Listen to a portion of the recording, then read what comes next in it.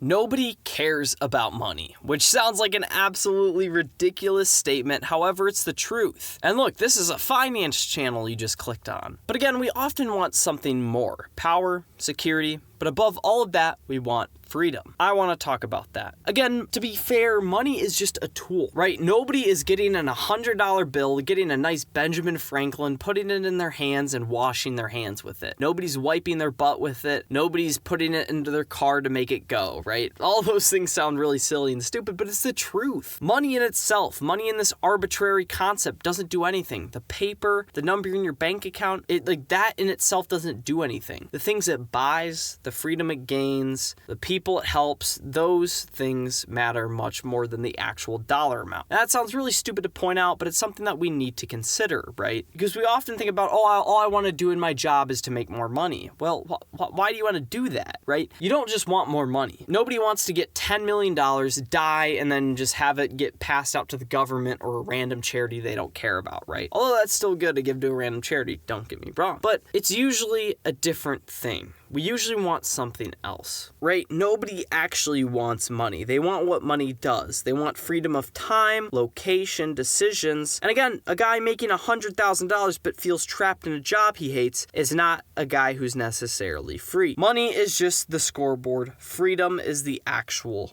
game. So there's a massive trap here, right? We have a lot of people that just want money. They want money, they want money, they want money. Again, I don't think that's an inherently evil desire. Now, if the only thing you want in life is money, that's probably a little bit of an issue. But if you want money to grow wealth and become wealthy and to be able to retire early and to help the people around you, great. That's not an evil desire if that's truly the reason why you want money. But most people say, I just need to make more. I need to make more. I need to make more. I don't care about anything else. I'll take a job I hate. I'll do whatever it takes. I will scrape poop off the floor and eat it if that means I get to be paid more, right? That's a very extreme approach and kind of gross, so I'm sorry to put that image in your mind, but it's true, right? There are people out there that will do anything for money, and that's fine. Money's cool, but it's not everything, and we want to make sure that we're not falling into this chasing a money trap. Usually what happens is people overcompensate. They take jobs they don't like, they work harder than they need to, and they sacrifice so much in their normal life that they try to overcompensate, feeling bad about their job and feeling bad about chasing all this income, and all they do is take that money that they just earned and overspend it on themselves and overindulge on pleasures and life to feel better about those things, and then their lifestyle basically just inflates to what their income level is, and at that point their raises and all their hard work really doesn't matter because all their money is just sinking away anyways, which is just a massive problem. Promotions lead to a nicer car, a bigger apartment, and you're still stuck at the end of the day. You make more money, but your life doesn't change. So what can we do? We can define what freedom actually looks like. Freedom doesn't look like a dollar amount. Freedom looks like not waking up to an alarm you hate. Freedom looks like being able to say no to things, boss, plans, pressure. Freedom looks like time to work on what matters to you the most: faith, family, purpose, and living below your means without financial stress, right? Long story short, the best way to find freedom is to find it today. Find it by lowering your expenses so you have a buffer between how much you are making and how much you're spending, right? That's really, really important. And not only that, but that's also going to give you a buffer to be able to save and be able to invest money. It's also going to give you a great buffer to have a good emergency fund just in case crap hits the fan. It's also going to prove to people around you that you're able to save your money. It might not seem too important to impress your boss or maybe your mom and dad, but to impress a little young lady that comes into your life that's kind of cute that you want to marry, right?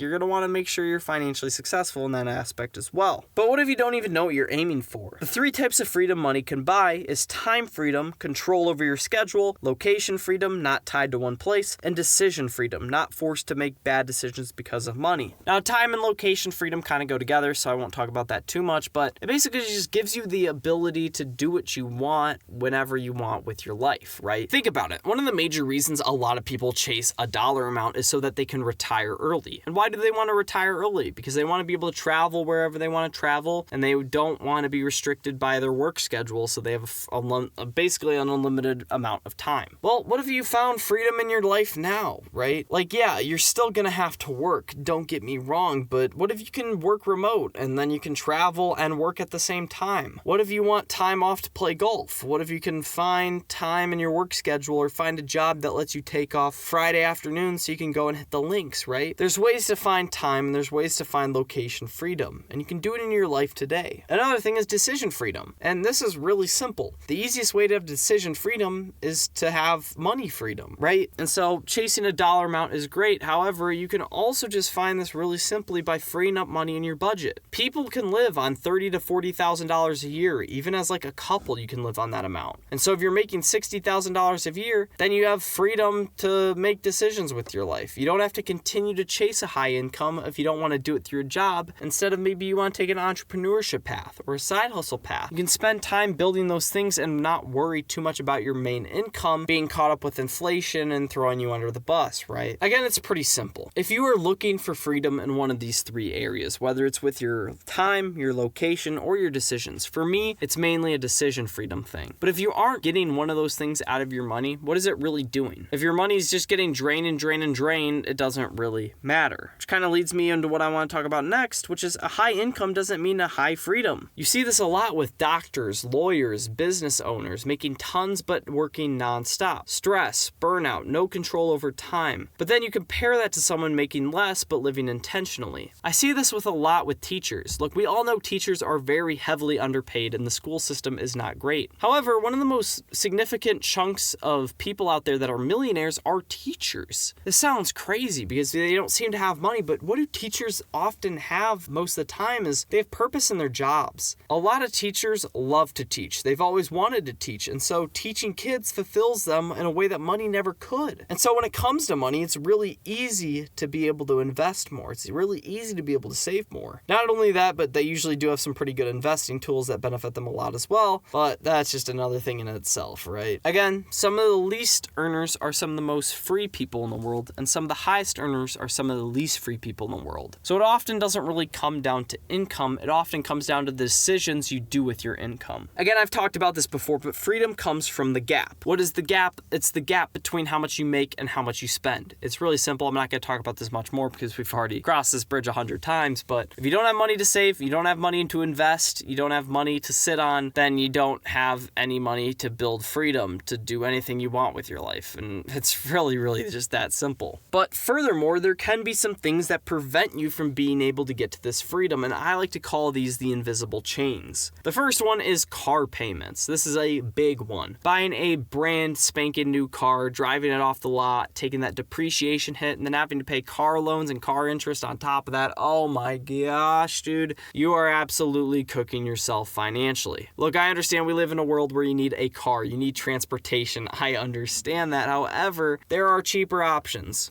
There is still public transportation out there. And look, I don't take public transportation, so I'm not going to rep it too much, but it's still an option. You can still get a used beater car, a good high value car that's used, has some miles on it, but it's cheaper than a new car and you're not going to have to go into debt for it. Again, I'm not saying you have to get an absolute beater. What I am saying is to get a high quality used car so you don't have to pay a bunch of maintenance on it, and then you also don't have to pay the depreciation. It's really simple. Another thing I see this with is subscriptions. And this is a really small thing, but it can add up. If you have 5 $20 subscriptions, that's $100 a month, that's $1,200 a year. That is a lot of time and a lot of freedom that you are wasting if you aren't using those subscriptions. Now, oftentimes they might be subscriptions we are using, and so if you are using them, then hey, that's fine. But sometimes we're not using them at all, and so we can get rid of them. It's really that simple. And sometimes we're paying for it and then we use it maybe once a month, which is like 50 cents worth of value. Well, you don't need to be paying $20 a month for that. It's really simple, but we just kind of forget about those things, and that's all right. But we need to make sure we're at least auditing our expenses every so often and making sure those things aren't slipping through the cracks. Another invisible chain is just lifestyle expectations, what to buy, what to live on, stuff like that, right? We want to make sure that our expectations are low, and that basically means lowering our living expenses as well. Pretty simple. And then finally, debt. Debt is terrible. Debt is a crazy invisible chain. We're talking about student loans, cars like I talked about earlier, credit card debt though, but it's really simple. You're never going to build money. You're never going to build wealth. You're never going to build the actual dollar amount, but you're also never really going to build freedom if you're always stuck to these invisible chains of debt. Debt absolutely kills, and debt grows worse over time. Interest rate keeps on piling up. The amount you pay keeps piling up.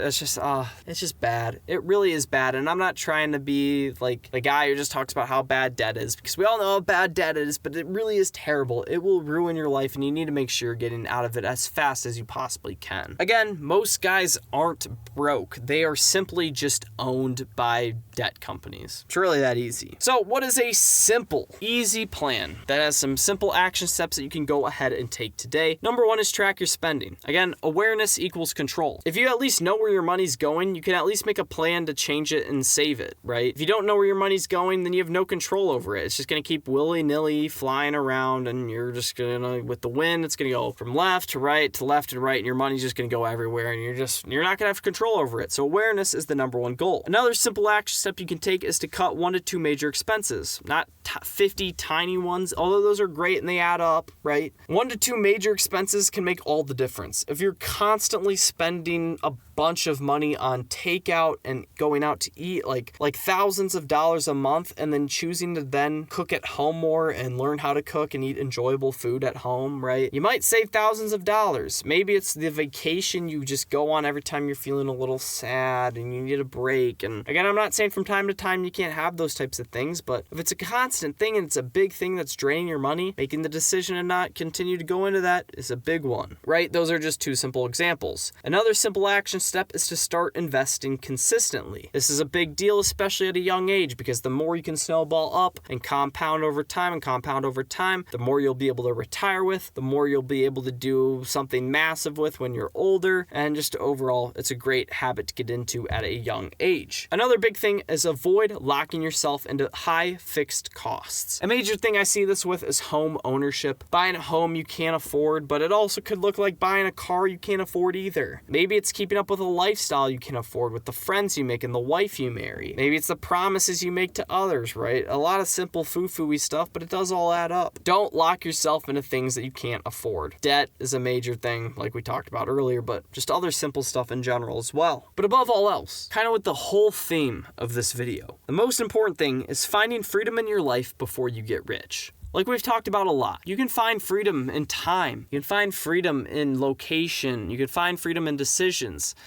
Today, you can do it today. And it often just comes with cutting back expenses and making the decision to be a little bit uncomfortable. That's something that a lot of people aren't willing to do, and that's why they don't have the freedom in their lives that they want. Again, we often get caught up into this dollar sign, chasing a bigger bag, chasing a bigger bag, chasing a bigger bag. And look, I think a higher income is great, and I think having that is a powerful wealth building tool. However, most of the time when we're looking to get that bigger number, it's not to get the number, it's to get something that comes with that number. It's to get financial freedom. It's to get really anything else in our lives. And oftentimes we can find those things before getting to that big number. We don't want to chase a bigger bag, chase a bigger bag, chase a bigger bag. Realize we get to that bag, get an absolute jackpot of money, and then realize it's not going to fulfill us in the first place, because that's just a terrible place to end up. More money won't fix your life if you don't know what freedom looks like. But once you do, money finally starts working for you. It's really that simple. Check out another video of mine on your screen right now. I think you're going to love it. Peace out.